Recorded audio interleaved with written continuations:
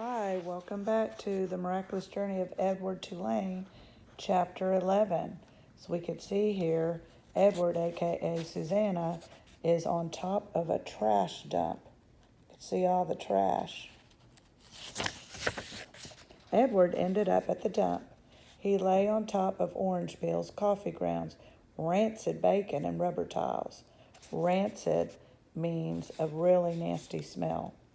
The first night he was at the top of the garbage heap, and so he was able to look up at the stars and find comfort in their light. In the morning, a short man came climbing through the trash and rubble. He stopped when he was standing on top of the highest pile. He put his hands under his armpits and flapped his elbows. The man crowed loudly. He shouted, "Who am I? I'm Ernest, Ernest, who is king of the world." "How can I be king of the world?" "Because I am king of garbages. And garbages is what the world is made of. Therefore I am Ernest, Ernest, who is king of the world," he crowed again. Edward was inclined to agree with Ernest's assessment of the world being made of garbage, especially after his second day at the dump, when a load of trash was deposited directly on top of him. He lay there buried alive. He could not see the sky. He could not see the stars. He could see nothing. What kept Edward going, what gave him hope, was thinking of how he would find Lolli and exact his revenge. He would pick her up by the ears, and he would bury her under a mountain of trash. But after 40 days, almost 40 days and 40 nights had passed, the weight of the smell of the garbage above and below him clouded Edward's thoughts, and soon he gave up thinking about revenge and gave in to despair. It was worse, much worse, than being buried at sea. It was worse because Edward was a different rabbit now. Can you think about how he's different? He didn't say he was different. He just knew that he was. He remembered again Pellegrina's story about the princess who had loved nobody. The witch turned her into a warthog because she loved nobody. He understood that now. He heard Pellegrina say, "You disappoint me." "Why?" he asked her. "Why do I disappoint you?" But he knew the answer to that question, too. It was because he had not loved Abilene enough, and now she was gone from him, and he would never be able to make it right. And Nellie and Lawrence was gone, too. He missed them terribly. He wanted to be with them. The rabbit wondered if that was love. Day after day, and Edward was aware of time passing only because every morning he could hear Ernest performing his dawn ritual, cackling and crowing about being the king of the world. On his 180th day at the dump, salvation arrived for Edward in a most unusual form.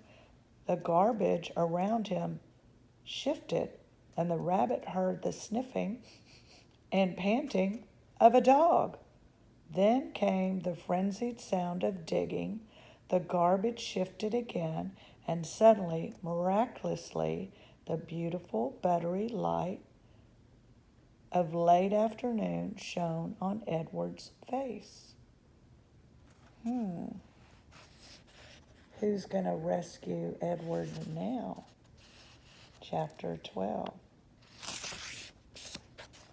Edward did not have much time to savor the light, for the dog suddenly appeared above him, dark and shaggy, blocking his view. Edward was pulled out of the garbage by his ears, dropped, and then picked up again, this time around the middle, and shaken back and forth with a great deal of ferocity. The little dog growled deep in his throat, and then dropped Edward again and looked him in the eye. Edward stared back. "Hey, get out of here, you dog." It was Ernest, king of garbages, and therefore king of the world. The dog grabbed Edward by his pink dress and took off running. That's mine, all garbage is mine," Ernest shouted. "You come back here." But the little dog did not stop. The sun was shining, and Edward felt exhilarated. Who, having known him before, would have thought that he could be so happy now? crusted over with garbage, wearing a dress, held in the slobbery mouth of a dog, and being chased by a madman. But he was happy. The dog ran and ran until they reached a railroad track.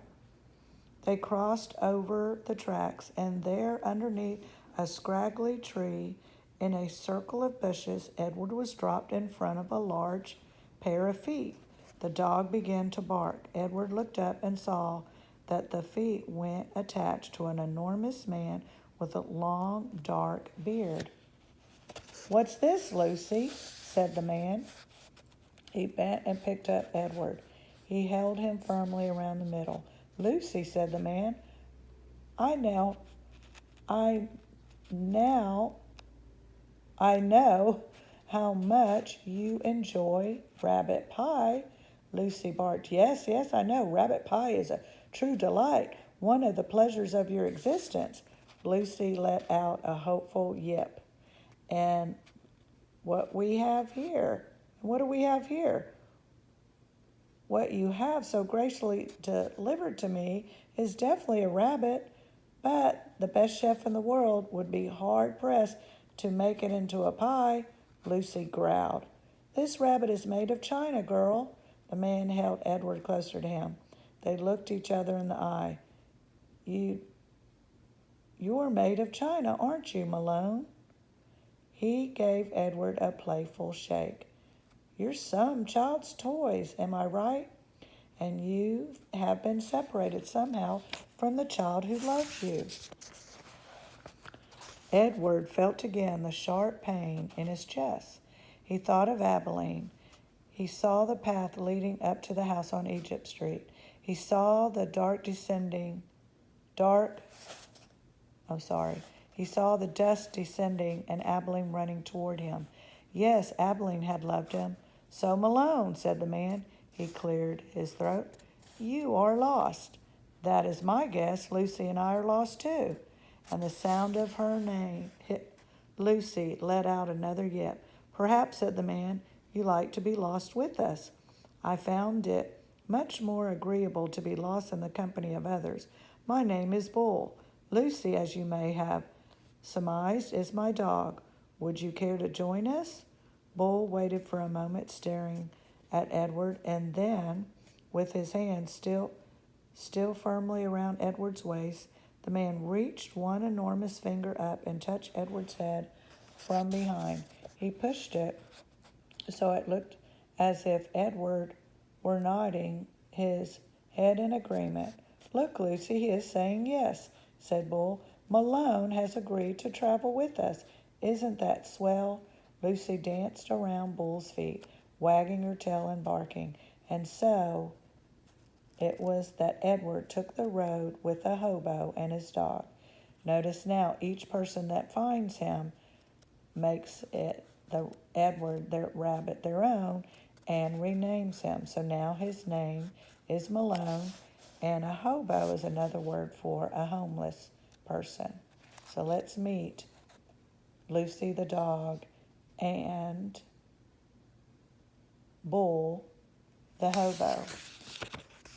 So now, as we read chapter 13, we see that Edward is with the hobo or homeless man named Bull and his dog Lucy.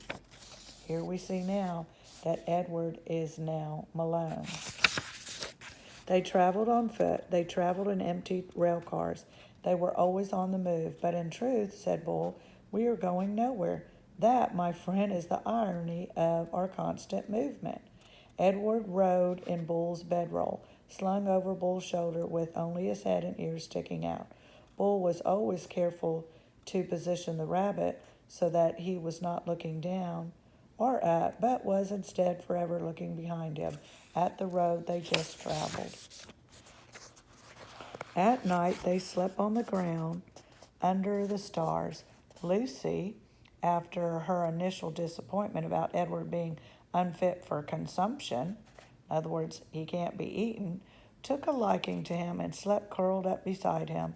Sometimes she even rested her muzzle on his china stomach, and then the noises she made in her sleep, whimpering and growling and chuffing, resonated inside Edward's body. To his surprise, he began to feel a deep tenderness for the dog. During the night, while Bull and Lucy slept, Edward, with his ever-open eyes, stared at the constellations. He said their names, and constellation, as you know, is a group of stars. He said their names, and then he said the names of the people who loved him. He started with Abilene, then went to Nellie and Lawrence, from there to Bull and Lucy, and then he ended up with Abilene, Nellie, Lawrence, Bull, Lucy, Abilene. See, Edward told Pellegrina, I am not like the princess. I know about love. There were times, too, when Bull and Lucy... We'll finish that in a minute. I just wanted you to look at the picture. Edward loved it when Bull sang.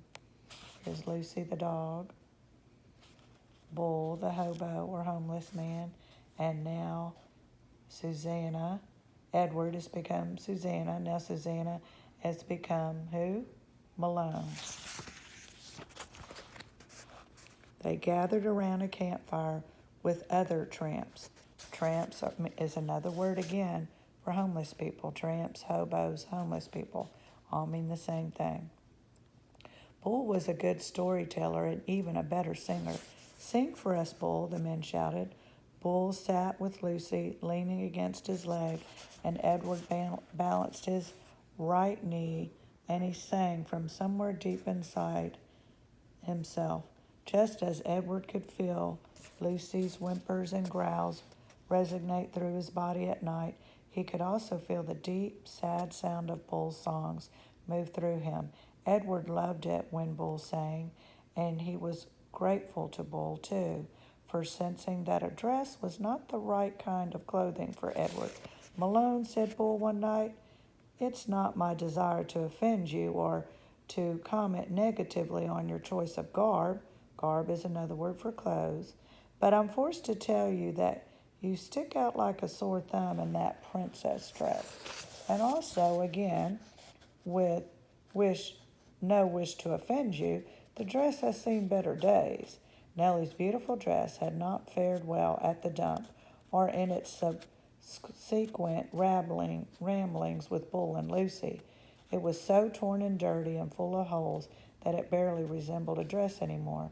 I have a resolution, said Bull, and I hope that it meets with your approval. He took his own knit stocking cap and cut a big hole in the top of it and two small holes on the side of it, and then he took off Edward's dress. Look away, Lucy, he said to the dog. Let's not embarrass Malone by staring at his nakedness. Bull slid the hat over Edward's head and pulled it down and poked his arms through the smaller holes. There you go, he said to Edward. Now you just need some pants. The pants Bull made himself, cutting up several red handkerchiefs or bandanas and sewing them together so that they formed a makeshift covering for Edward's long legs. Now you have a proper outlaw look, said Bull, standing back to admire his work. Now you look like a rabbit on the run. And here he is with his new outfit as Edward becomes Malone, chapter 14. At first, the others thought that Edward was a great good joke. A rabbit, the hobo sang, laughing. Let's chop him up and put him in the stew pot. Or, when Bull sat with Edward carefully balanced on his knee, one of them would call out, Got yourself a little dolly, Bull? Edward, of course, felt a surge of anger at being referred to as a dolly. But Bull never got angry. He simply sat with Edward on his knee and said nothing. Soon the men became accustomed to Edward, and word of his existence spread. So it was that when Bull and Lucy stepped up to a campfire in another town, in another state, in another place entirely, the men knew Edward and were glad to see him. Malone, they shouted in unison. And Edward felt a warm rush of pleasure at being recognized, at being known, whatever it was that had begun in Nellie's kitchen. Edward's new and strange ability to sit very still and concentrate the whole of his being on the stories of another became invaluable around the hobo fire. "Look at Malone," said a man named Jack one evening. "He's listening to every dang word." "Certainly," said Bull. "Of course he is." Later that night, Jack came and sat next to Bull and asked if he could borrow the rabbit. Bull handed Edward over, and Jack sat with Edward upon his knee. He whispered in Edward's ear. "Helen," Jack said, "and Jack Jr. and Taffy. She's the baby. They're my kids' names. They're all in North Carolina. You ever been to North Carolina? It's a pretty state." "That's where they are. Helen, Jack Jr., and Taffy. You remember their names, okay, Malone?" After this, wherever Bull and Lucy and Edward went, some tramp would take Edward aside and whisper the names of his children in Edward's ears. Betty, Ted, Nancy, William, Jimmy, Eileen, Skipper, Faith. Edward knew what it was like to say over and over again the names of those you have left behind. He knew what it was like to miss someone, and so he listened. And in listening, his heart opened wide, and then wider still. The rabbit stayed lost with Lucy and Bull for a long time.